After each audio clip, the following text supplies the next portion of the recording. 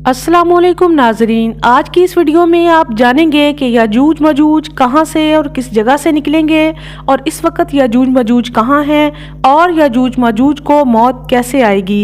ये सब कुछ जानने के लिए वीडियो को एंड तक ज़रूर देखिएगा। हज़रत ज़ुल्करनैन अलैहिस्सलाम अल्लाह ताला के वली और बरगुज़ीदा बंदे थे। वो नबी नहीं थे मगर अल्लाह ताला ने उनको तमाम कुर्रा अर्ज़ की बादशाही अता फरमाई थी। हज़रत ज़ुल्करनैन अलैहिस्सलाम ने किताबों में पढ़ रखा था कि साम बिन नूह के ज़माने में एक शख्स आबे हयात के चश्मे से पानी पी लेगा तो उसको कभी मौत नहीं आएगी। इस आबे हयात की तलाश में हज़रत ज़ुल्करनैन अलैहिस्सलाम ने मगरिब की तरफ सफ़र किया और इस सफ़र में आप अलैहिस्सलाम के साथ हज़रत खिज़र अलैहिस्सलाम भी थे।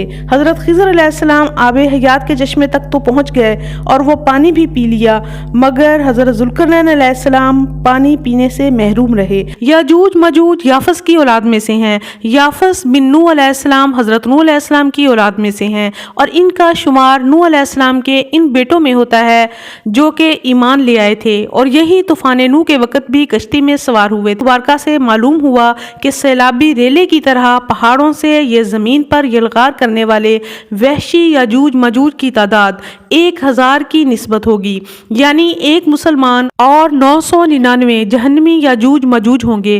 फिर ये जब जमीन पर उतरेंगे तो खाली हाथ नहीं होंगे बल्कि इनके पास उस जमाने का बेहतरीन असला भी होगा। रसूलुल्लाह सल्लल्लाहु अलैहि वसल्लम उनके लिए इंसानों को हलाक करना, माल मवेशी लूटना और खेत खलियान तबाह करना एक आम सी बात थी। लोग निहायत खौफ की हालत में इस ज़मीनी आफत से निजात के लिए अपने रब से गिड़गिड़ा कर दुआएं करते। एक सुबह जब वो सोकर उठे तो उन्होंने देखा कि हज़ारों की तादाद में एक आलीशान अजनबी फ़ौज उनके खुले मैदानों में खैमा जन है। पहले तो वो हैरान और खौफजदा हुए लेकिन फिर कौम के चंद सरदार इस जंगजू लश्कर को अपने लिए गैबी मदद और नजात दहिंदा समझते हुए लश्कर की जानिब गए और सिपा सालार से मिलने की ख्वाहिश जाहिर की। इजाज़त के बाद मकामी सरदारों को फ़ौज के सिपा सालार के खैमे में पेश किया गया। सिपा सालार ने मुअज़्ज़ज़ीन शहर को खुशामदीद कहते हुए ये यकीन दिलाया कि उनकी फ़ौज उनके इलाकों पर कब्ज़ा करेगी और ना ही उनके माल मवेशी और खेत खलियान को कोई नुकसान पहुँचाएगी।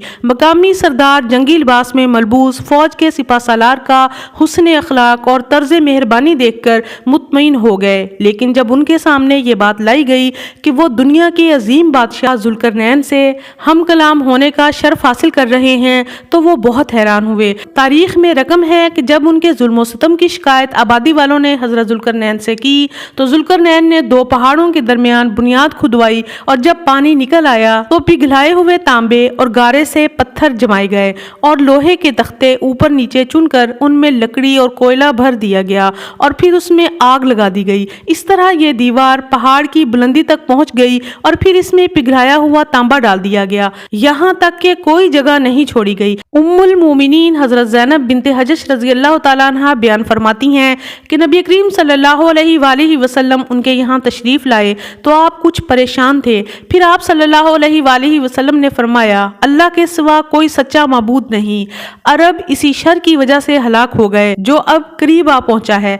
आज याजूज मजूज की दीवार इस कदर खुल गई है और आपने शहादत की उंगली और अंगूठे को मिलाकर हल्का बनाया तो हज़रत ज़ैनब रज़ी अल्लाह तआला अन्हा ने अर्ज़ किया, हम में नेक लोग मौजूद होंगे फिर भी हम हलाक हो जाएंगे। आप सल्लल्लाहु अलैहि वसल्लम ने फरमाया, हाँ, जब शर और गंदगी ज़्यादा हो जाएगी, जब फस्को फजूर बढ़ जाएगा तो यकीनन बर्बादी होगी। इस बयान से मुतल्लिक सही बुखारी के 7 अहादीस हज़रत ज़ैनब बिनते हजश से मरवी हैं जबकि 2 अहादीस के रावी हज़रत अबू हुरैरा हैं। सही बुखारी की हदीस है कि नबी करीम सल्लल्लाहु अलैहि वसल्लम ने फरमाया, जब आधी जन्नत मोमनों से भरी होगी तो अल्लाह ताला हज़रत आदम अलैहिस्सलाम से फरमाएगा कि ए आदम। आदम कहेंगे, हाजिर हूँ। अल्लाह ताला फरमाएगा, ए आदम, जो लोग जहन्नुम में डाले जाएंगे उन्हें निकाल लो। आदम अलैहिस्सलाम पूछेंगे, जहन्नुम में डाले जाने वाले लोग कितने हैं? अल्लाह ताला फरमाएगा कि हर 1000 में से 999।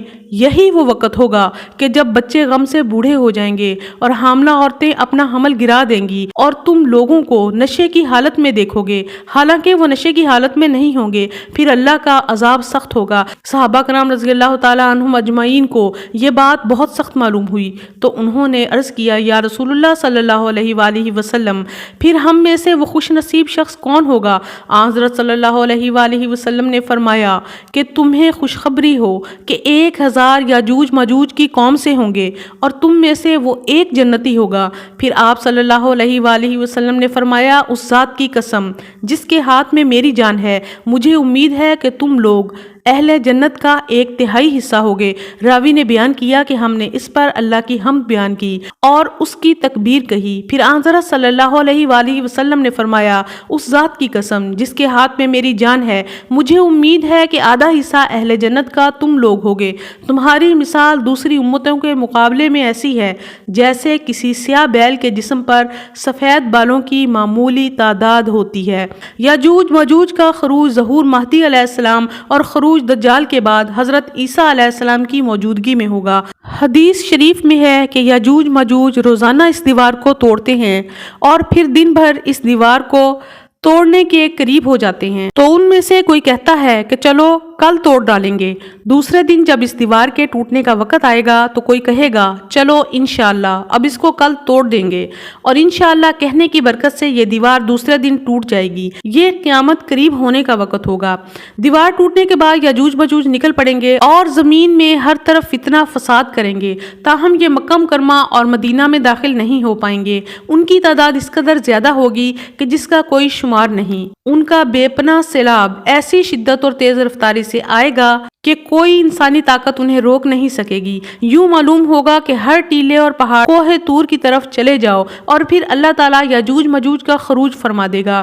وہ ہر اونچی جگہ سے امڑتے ہوئے آئیں گے۔ ان کی اگلی جماعتیں بحیرہ تبریہ سے گزریں گی تو اس کا سارا پانی پی جائیں گی، اور جب ان کی آخری جماعتیں گزریں گی تو کہیں گی کہ اس جگہ کسی وقت پانی تھا۔ یہ اسرائیل میں میٹھے پانی کی سب سے بڑی جھیل ہے۔ اس جھیل کا رقبہ 166 مربع کلومیٹر ہے۔ اس جھیل میں پانی دریائے اردن سے آتا ہے۔ یہ وہ وقت ہوگا کہ جب حضرت عیسیٰ علیہ السلام اور ان کے ساتھی یاجوج ماجوج کے ہاتھوں محصور ہو جائیں گے۔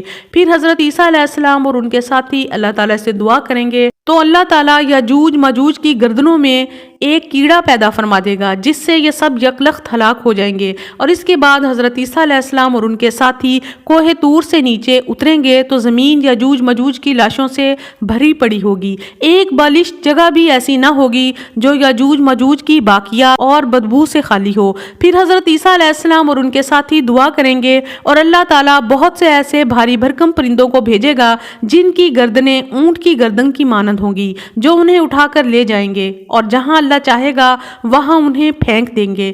پھر اللہ تعالیٰ بارش برسائے گا جس سے ہر مکان، شہر، جنگل سمیت ساری زمین دھل کر شیشے کی مانند صاف شفاف ہو جائے گی۔ پھر اللہ تعالیٰ زمین کو حکم فرمائے گا کہ اپنے پیٹ سے پھلوں اور پھولوں کو اگل دے اور اپنی برکت لوٹا دے۔ بس ان دنوں ایسی برکت ہوگی کہ ایک انار پوری جماعت کے لیے کافی ہوگا اور وہ اس کے چھلکے کی چھتری بنا کر سایہ حاصل کرے گی، اور دودھ میں ایسی برکت دی جائے گی کہ ایک دودھ دینے والی گائے سے پورا قبیلہ سیر ہوگا اور ایک دودھ دینے والی بکری پورے گھرانے کی کفالت کرے گی۔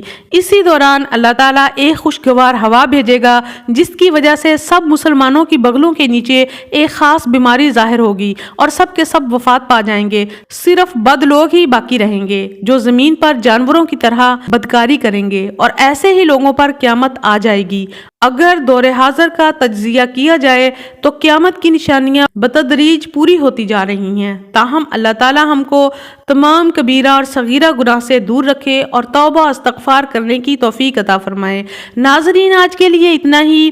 امید ہے آپ کو میری ویڈیو اچھی لگی ہوگی۔ اگر آپ کو یہ انفارمیٹیو ویڈیو اچھی لگی ہے تو کائنڈلی چینل کو سبسکرائب ضرور کیجیے گا، کمنٹ ضرور کیا کریں، اپنا بہت سا خیال رکھیں، خوش رہیں، خوش رکھیں۔ Thank you for watching. اللہ حافظ۔